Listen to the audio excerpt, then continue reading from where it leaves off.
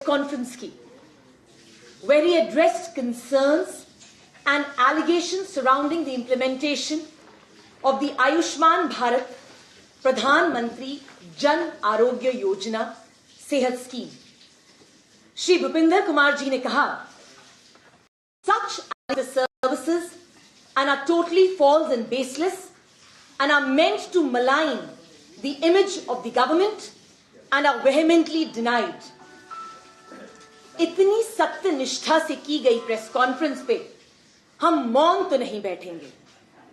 कुछ जटिल प्रश्न हम जरूर करेंगे और एक्सपेक्ट करेंगे कि एलजी एडमिनिस्ट्रेशन इसे गौर से सुने। Let me draw your attention towards a document dated 22nd of February 2022। 22 फरवरी का एक डॉक्यूमेंट है जिसमें additional chief secretary Health and Medical Education Department has prepared a memorandum for the submission to the Administrative Council। This document has been procured through an RTI और ये public domain में है। ये जो document है ये आज हमारे पास है और इसी document को आज मैं आप लोगों के सामने रखूंगी।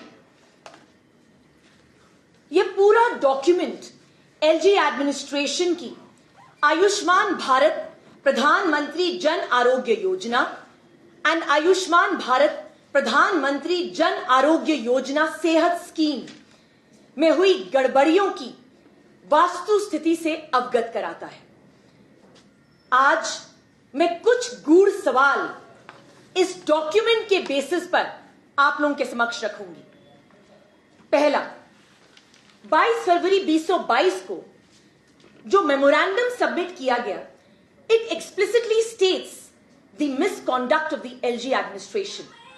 All the decisions with respect to the original contract, addendum agreement, notice dated 18th of December 2021 have already been taken up by the SHA। ये जो डॉक्यूमेंट है, ये जो मेमोरेंडम है, ये एक पोस्ट फैक्टो अप्रूवल के लिए है। सच तो ये है कि SHA ने इस डॉक्यूमेंट की प्रिपरेशन से पहले सारे डिसीजंस ले लिए हुए थे and this is just a formality. कोई भी कैबिनेट नोट जो है प्रिपेयर नहीं किया गया जीएडी के लिए ताकि वो आगे जाके फॉरवर्ड होता एडमिनिस्ट्रेटिव काउंसिल को। Rather the document was directly forwarded to the administrative council. इस वजह से there have been lot of administrative as well as financial lapses. दूसरा पॉइंट, 13 सितंबर 2021 को एग्जिट नोटिस जाता है Bajaj Allianz general insurance company से। इस नोटिस में कोई भी रीजन जो है बजाज अलायंस नहीं लिखता। एसएचए की एक जिम्मेवारी बनती थी कि वो डिसाइड करते कि जो 13 सितंबर 2021 का नोटिस आया है उसके ऊपर अपनी प्रतिक्रिया देते। SHA did not take any action against Bajaj Allianz and kept mum. हैरानगी की बात तो यह है कि 18 अक्टूबर 2021 को एक और चिट्ठी जो है बजाज अलायंस के जरिए आती है और इस चिट्ठी में वो क्या लिखते हैं, दे स्पेसिफाई कि 13 सितंबर की जो लेटर इशू हुई है, जो एग्जिट नोटिस इशू हुआ, वो इशू हुआ clause 29 of the old MOU पे और इसमें वो रेक्टिफिकेशन करते हैं कि अब इस चिट्ठी के माध्यम से वो क्लॉज 9 को इनकॉर्पोरेट कर रहे हैं और क्लॉज 9 के तहत जो है इस अग्रीमेंट से अपने आप को एग्जिट कर रहे हैं। SHA remained mum, SHA remained silent। कोई भी सवाल बजाज अलायंस को नहीं पूछे गए। The exit notice was not made as per the original contract and the termination notice was also not given। तीसरा बहुत महत्वपूर्ण तथ्य, 22 फरवरी 2022 का जो मेमोरेंडम है वो स्पेसिफाई करता है financial implications. It is mentioned in that memorandum that the loss arrangement की वजह से जो टोटल एक्सचेकर को कॉस्ट किया, जो कॉस्ट होगा, जो कॉस्ट पड़ेगी, that would be approximately 43.58 crores and अगर 2 महीने की कैलकुलेशन की जाए तो it would tantamount to 85 crores approximately. 25 दिसंबर 2021 का जो अडेंडम अग्रीमेंट है, स्टॉप लॉस अग्रीमेंट, उस पे आप एडमिनिस्ट्रेटिव फी 15% डिसाइड करते हैं।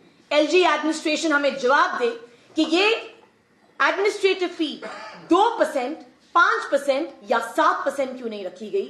Why was 15% decided as the rate?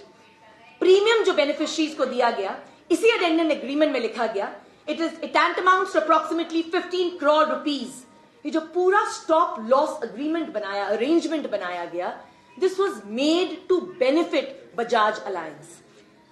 चौथा तथ्य, the beneficiary families were increased. Secretary साहब अपनी प्रेस कॉन्फ्रेंस में बार बार कह रहे थे दैट बेनिफिशरीज का जो डेटा है वो इनिशियली एक ही रहा, बट सच तो ये है, if you look at the original agreement में बेनिफिशरीज तकरीबन 14 लाख थे और इसको बढ़ा के 21 लाख कर दिया गया, just so that to benefit the Bajaj Allianz general insurance company. Why was there an increase in the beneficiaries? ये explain करे LG administration. This has costed a lot of money to the state exchequer. पांचवा बहुत महत्वपूर्ण तथ्य, finance department की जो advice है, जो इस आरटीआई की रिपोर्ट में बाहर आई है, इस फाइनेंस डिपार्टमेंट की एडवाइस को हमारे माननीय एसएचए ने कभी माना ही नहीं। आई am reading out exactly what was stated by the finance department. सबसे पहले वो ये कहते हैं दैट स्टेट हेल्थ एजेंसी जो है उसने डिफॉल्ट ही नहीं किया है प्रीमियम के पेमेंट में। They have incorporated clause 9, clause 10, clause 23 and clause 27।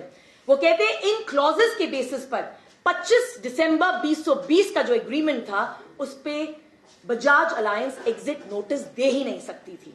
The agreement was for 3 years। ये एग्रीमेंट 2023 तक चलना था, 12 महीने के बाद ये रिव्यू होना था और इसका रिव्यू म्यूचुअल एग्रीमेंट पे होना था, मगर कहीं भी दूर दूर तक म्यूचुअल एग्रीमेंट हुआ नहीं। एसएचए ने ये भी, फाइनेंस डिपार्टमेंट ने ये भी एडवाइस करी एसएचए को कि आप जल्द से जल्द लॉ डिपार्टमेंट से अपनी एडवाइस लें, उनसे रिकमेंडेशन लें और उसी के साथ IRDAI को अप्रोच करें।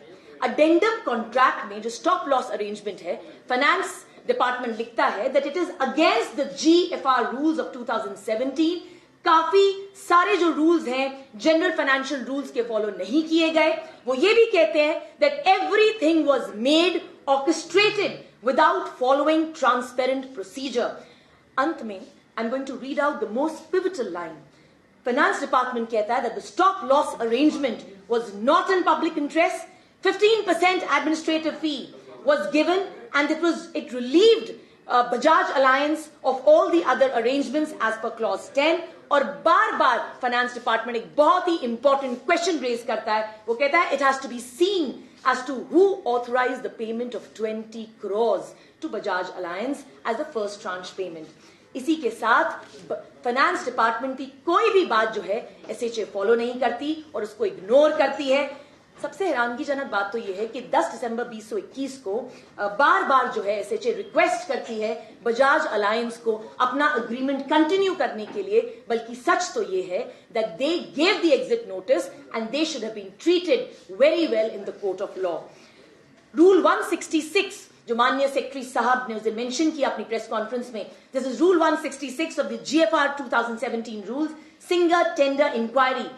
माननीय सेक्रेटरी साहब अपनी प्रेस कॉन्फ्रेंस में बहुत ही गूढ़ता और गंभीरता के साथ कहते हैं कि हमने ये जो स्टॉप लॉस अरेंजमेंट बनाया अंडर इमरजेंसी, हमने ये अरेंजमेंट बनाया। सच तो ये है the exigency was created by the government, there was no exigency. Original contract था, आपको अडेंडम अग्रीमेंट बनाने की जरूरत नहीं थी। You should have pressurised Bajaj Allianz general insurance company to continue with that agreement.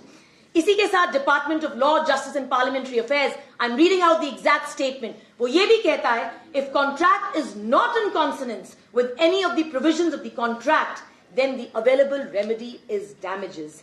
अंत में द रिस्क पॉइंट पे वो ये भी कहते हैं that the insurance company cannot claim that they are running into loss due to a particular insurance policy in J&K because that exactly is what is the purpose of an insurance company।